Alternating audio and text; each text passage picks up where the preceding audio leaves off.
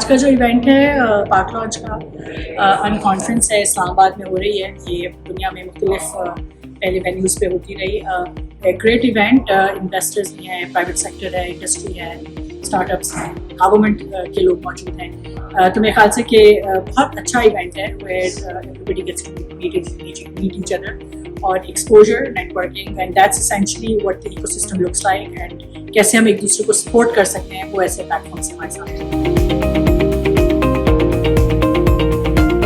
हमारा गोल था to bring together startups और investors, industry leaders एक ही छत के नीचे, to enable connections and friendships and hopefully help each other scale and invest. I think 100 से ऊपर कंपनीज हैं। इसका मकसद है इन्वेस्टर्स को, स्टार्टअप्स को और इंडस्ट्री लीडर्स को एक छत के नीचे लाना। इंशाल्लाह का फ्यूचर बहुत, हमारा 8वां इवेंट है, पहला पाकिस्तान का, इंशाल्लाह हम दोबारा आएंगे।